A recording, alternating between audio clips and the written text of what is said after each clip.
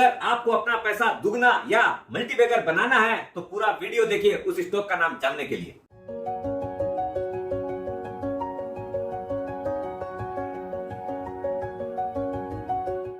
सुप्रभात दोस्तों, आप सभी का एसके फिनोवेट में स्वागत है। दोस्तों, आज बात करेंगे एक ऐसे स्टॉक की जो 18-20 रुपया पड़ा रहता था, कोई पूछता भी नहीं था।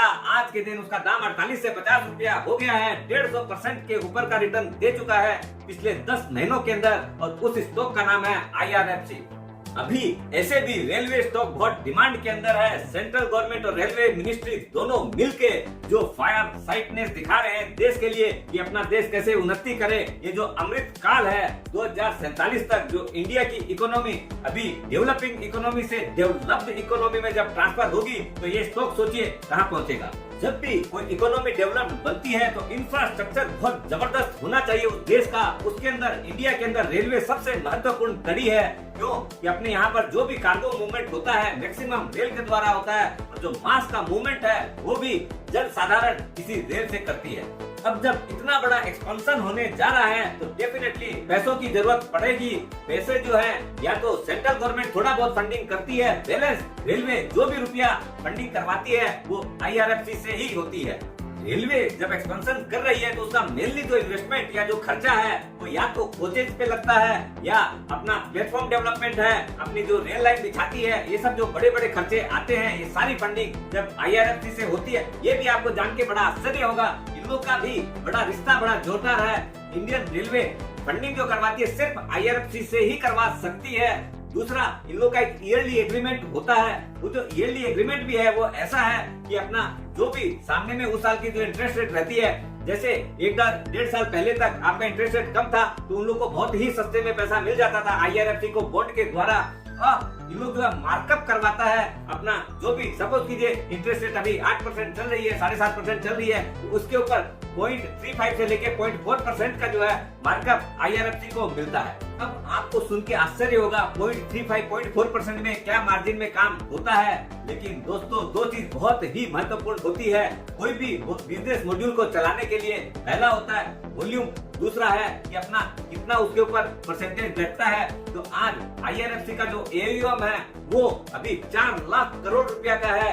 दूसरा रहता है कि अपने उसके अंदर सस्टेनेबिलिटी कितनी है। दोस्तों, IRFC एक ऐसी इकलौती कंपनी है NBFC जिसके अंदर 0% आपका NPA है। क्यों कि एक ही क्लाइंट है इंडियन रेलवे, वो भी गवर्नमेंट ऑफ इंडिया की। अगर रेवेन्यू की बात करें तो पिछले 4 सालों में, जहां पर 4 साल पहले इसका रेवेन्यू IRFC का 11,000 करोड़ था, जो अभी बढ़कर 23,000 करोड़ से ऊपर हो गया है, डबल से ज्यादा। इस चीज से आप अंदाजा लगा सकते हैं कि कितनी तगड़ी ग्रोथ आ रही है। और एक बात होती है फिक्स्ड एक्सपेंसेस की, क्योंकि आदमी का ज्यादातर जो कंपनी का खर्चा है वो फिक्स्ड एक्सपेंसेस होते हैं। लेकिन आप भी सुन के थोड़ा सा और आश्चर्य करिएगा कि 4 लाख करोड़ का AUM है और स्टाफ सिर्फ 26 ओनली है, वो भी एक ही ऑफिस से ऑपरेट करते हैं। ऐसा बात नहीं कि पैन इंडिया बहुत सारे ऑफिसेज हैं, क्योंकि बहुत ज्यादा काम रहता नहीं है, एक ही क्लाइंट को सर्विस करनी है, वो भी दिन रात की खिचखिच नहीं है। अपना जो पैसा है, अगर रुपया उठाना है तो बॉन्ड इश्यू कर दो, नहीं तो एग्रीमेंट बना हुआ है 1-2 साल के लिए और काम चलता रहता है। दोस्तों, वीडियो बड़ी मेहनत से बनाते हैं, अगर नए हैं तो सब्सक्राइब जरूर करिएगा, लाइक और शेयर करना मत भूलिएगा। जो बेनिफिट आप उठा रहे हैं वो औरों को भी दिलाइए। अब आते हैं कंपनी के फ्यूचर प्रोस्पेक्टस के ऊपर। अभी मोदी जी ने 508 रेलवे प्लेटफॉर्म को अपग्रेड करने का आधारशिला रखा है पिछले हफ्ते। डेडिकेटेड कार्गो लाइन्स बनानी है और 100 कार्गो टर्मिनल 2025 तक बनाने हैं, तो उसके लिए भी फंडिंग यही से होनी है। गवर्नमेंट का लक्ष्य है अगले वर्ष के अंदर और भी 400 वंदे भारत ट्रेन बनाने का इरादा है, और एक ट्रेन की कॉस्ट जो है 108 करोड़ रुपया है। इससे समझ सकते हैं कि अगला कितना बड़ा इन्वेस्टमेंट और यहाँ से होने वाला है। एक आदमी जो सबसे महत्वपूर्ण है वो है अश्वनी वैष्णव। उनकी अगर दूरदृष्टि से अगर चलती रही रेलवे तो आप सोच नहीं सकते हैं कि IRFC का स्टॉक कहाँ जा सकता है। अब जो लोग नए हैं उनके लिए गोल्डन अपॉर्चुनिटी मिल सकती है। पहला, एक तो मार्केट अभी करेक्शन मोड में है, तो आगे से ऊपर में 52 रुपीज गया था, अभी 47 के आसपास मार्केट वैल्यू चल रही है। दूसरा, गवर्नमेंट ने अनाउंस किया है 11% OFS लाने का, यानी इक्विटी डाइल्यूट करने का।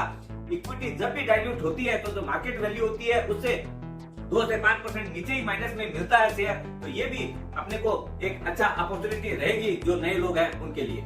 अब और एक विशेष ध्यान देने योग्य जो बात है वो है इलेक्शन 2024 का। अगर वैष्णव जी जैसे व्यक्ति अगर रह गए और नहीं तो अगर नई गवर्नमेंट कोई आती है उसके अंदर ऐसा ही कोई जबरदस्त आदमी रह गया तो आप सोच सकते हैं कि आपकी बल्ले बल्ले होने वाली है। स्वस्थ रहिए, मस्त रहिए और इस गोल्डन अपॉर्चुनिटी को अवेल करिए।